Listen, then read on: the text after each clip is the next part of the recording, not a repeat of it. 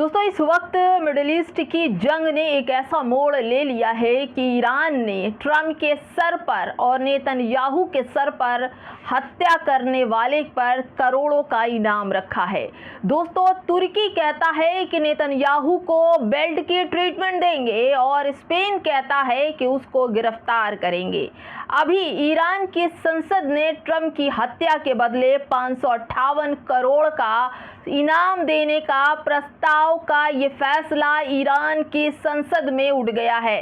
ऐसा ही प्रस्ताव इजराइल के प्रधानमंत्री नेतन्याहू की हत्या पर भी लाने की उम्मीद है।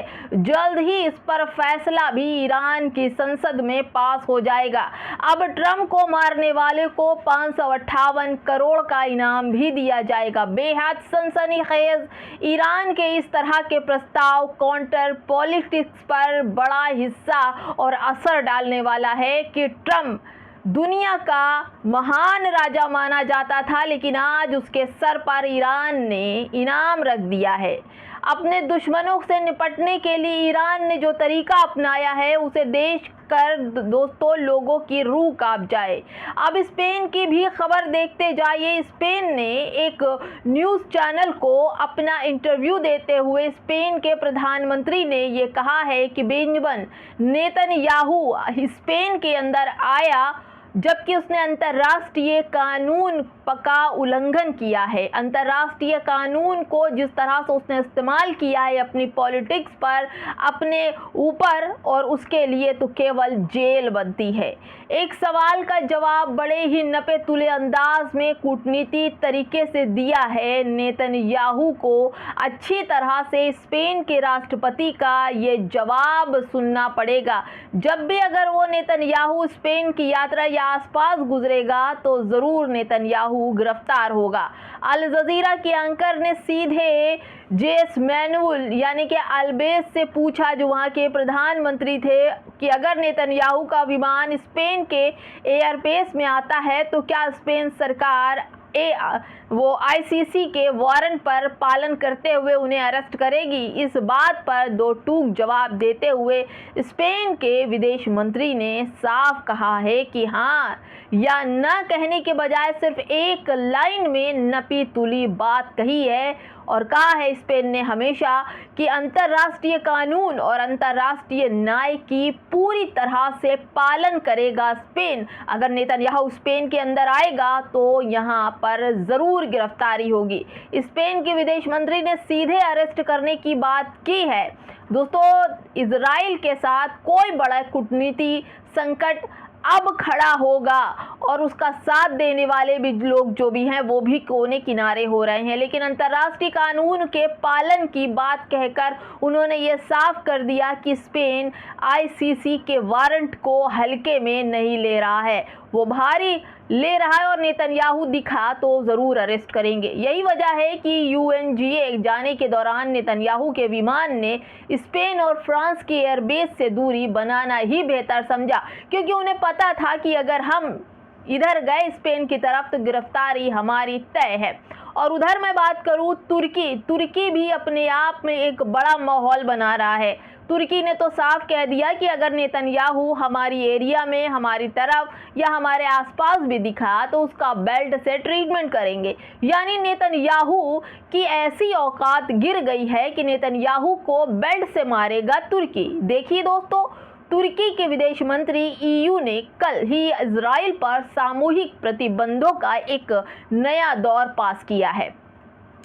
मुसलमान जो कंट्री है जो अंतर्राष्ट्रीय कानून को मानते वो सब नेतन्याहू का बहिष्कार कर रहे हैं। तुर्की ने कहा कि मुझे लगता है कि दुनिया भर के लोग जल्द ही युद्ध अपराधी नेतन्याहू की विस्तारवादी नीतियों की ओर से जो ज़्यादा बुराई करने लगेंगे। जो लोग उसका साथ देते हैं, नेतन्याहू तो बेल्ट से मार खाएगा ही खाएगा, साथ में वो भी उन लोगों का भी बेल्ट से ट्रीटमेंट तुर्की ज़रूर करेगा और ये वो लोग हकदार हैं और ज़रूर मार खाएंगे। और आगे बताऊं दोस्तों तो नेतन्याहू की उनकी औकात दिखाकर निकल गई इटली की शेरनी यानी कि जॉर्जिया मेलोनी अंतर्राष्ट्रीय अपराधी का मुंह मोड़कर चली गई। इतिहास गवाह है कि जब नजरें मिलाना बंद हो जाए तो समझो रिश्ते खराब हो गए। मेलोनी को तो आप जानते हैं कि कौन है वो, और नेतन्याहू कौन है। जॉर्जिया मेलोनी ने इंटरनेशनल मीटिंग में जो किया उसने पूरी दुनिया के बड़े से बड़े नेताओं को हैरान कर दिया। नेतन्याहू सामने खड़े रहे लेकिन मेलोनी के चेहरे से सख्त हाव भाव और नेतन्याहू के प्रति बेरुखी ने सब कुछ बयान कर दिया।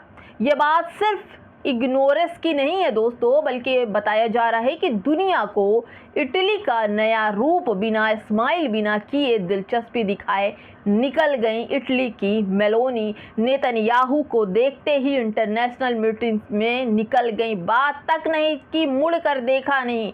इसे कहते हैं पावरफुल लीडरशिप, यानी कि मेलोनी एक महिला होने के साथ नेतन्याहू से घिन खाती हैं। नेतन्याहू एक अपराधी है, वो भी इंटरनेशनल, जो मासूम बच्चों का हत्यारा है। फिलिस्तीन, गजा, ईरान और तमाम जगह का वो हत्यारा है, इंटरनेशनल हत्यारा है। और मेलोनी इटली की महारानी होने के बाद भी उससे मुंह फेर के चली गई। फिलहाल दोस्तों नेतन्याहू और ट्रम्प की हालत इस वक्त बिल्कुल पस्ता है, कहीं भी किसी भी देश में जा नहीं सकते।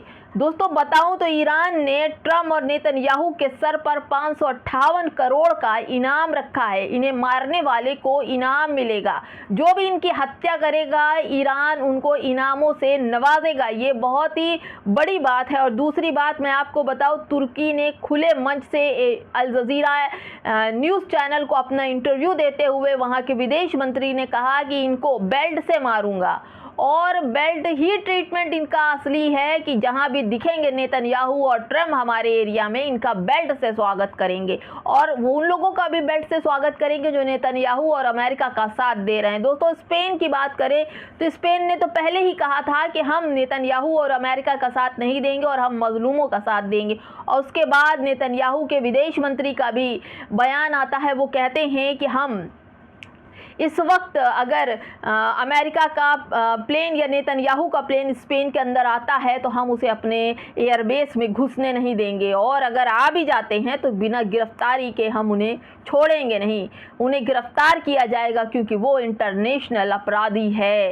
दोस्तों इस पूरी प्रतिक्रिया पर आप क्या कहेंगे कि ईरान, तुर्की और स्पेन इस वक्त बड़े ही आक्रमण मूड में है और ट्रम्प और नेतन्याहू की धज्जियां उड़ाने वाले हैं? क्या कहेंगे कमेंट में ज़रूर बताइएगा कि अगर ये लोग हत्थे लग गए इन तीनों देशों के तो इनका हश्र क्या होगा। नेतन्याहू और ट्रम्प को भागते रास्ता नहीं मिलेगा, अपनी जान की भीख न मांगे ट्रम्प और नेतन्याहू तब कहिए, क्योंकि जिस तरह से अंतर्राष्ट्रीय अपराधों में मासूमों की हत्या करने वाला खुलेआम घूम रहा है और अन्य देश उसे पनाह दे रहे हैं, तो यहाँ तुर्की और स्पेन ने ये कह दिया कि बेल्ट से मारूंगा और गिरफ्तार करूंगा। फिलहाल दोस्तों इस वीडियो में इतना ही। कमेंट में ज़रूर बताइएगा कि आप क्या चाहते हैं नेतन्याहू और ट्रम्प को लेकर।